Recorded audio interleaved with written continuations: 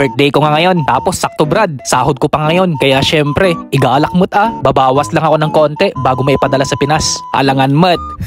Para may magamit din yung mga pinapaaral natin sa Pilipinas. Ganyan talagang buhay. Pero syempre, makikinabang din ako dito sa pinagpapaguran ko. Masaya nga ako ngayon. Birthday ko Panibagong buhay na naman to. Kaya thank you Lord. Sa wakas, 18 years old na ako. Pwede na akong hindi ko alam.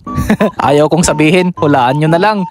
Nga pala, sobrang init ngayon dito sa Thailand. Kaya nung nakaraan, naghanap ako ng halo-halo. Pero ibang halo-halo ang dumating. Halo-halong mga bayarin. Bakit? Ganito talaga ang biyag. Bumili pala ako ng fried rice kanina. Kaya ngayon, pinipiga ko na tong peres. Basta pampaasim yon. Nakalimutan ko na sa Tagalog. Kayo na lang mag-adjust. Alangan mat, kumakain na nga ako dito. At grabe, sobrang sarap. Parang yung kumakain dito sa video na to. Walang aangal, ako ang nag-edit nito. Pero alam nyo, masarap din talagang mga pagkain dito sa Thailand. At syempre, mura pa. Bumili rin pala ako kanina ng Shatay o ang tinatawag na Thai tea. Ito rin ang paborito kong inumin dito. Kaya ngayon, ininom ko na. At kapag napadpad kayo dito sa Thailand, subukan nyo to. Masarap to. Nung naubos ko yung pagkain ko at inumin ko, tumambay muna ako dito. Napakatahimik dito. Kaya nakaka-relax din. Kaya kailangan din natin minsan ng ganito. Yung tahimik na lugar para makalimutan din muna natin yung mga bayarin natin. At syempre, yung mga pinapadalhan natin sa Pinas. Mali, hindi pala kasama yon. Nakauwi na nga ako. At syempre, nagpicture din ako. Kahit hindi ako nag-toothbrush maghapon. Kinagabihan, umalis ako sa bahay at pumunta ako dito. Tapos hinahanap ko yung pintuan na papasukan ko. Baka mamaya, iba kasing mapasukan ko. Nakapasok na nga ako dito. At syempre, nagsawadikap ako. Ang galang ko no.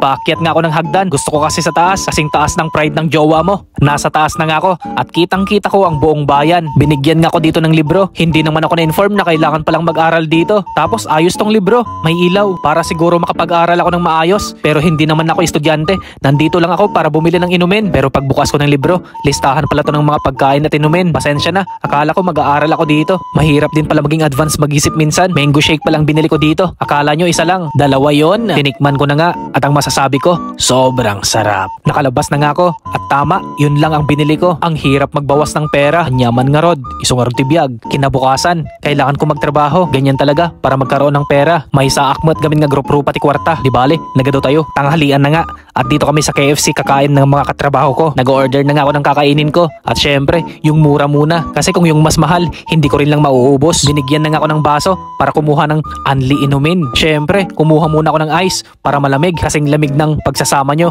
Bari-bari. Aguray, baka nadaplisan ka.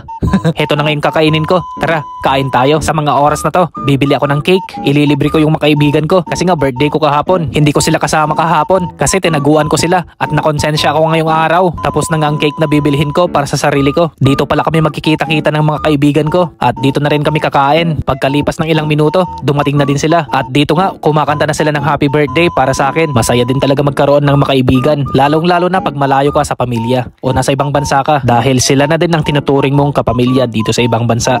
Hanggang dito na lang. Kapon Kap.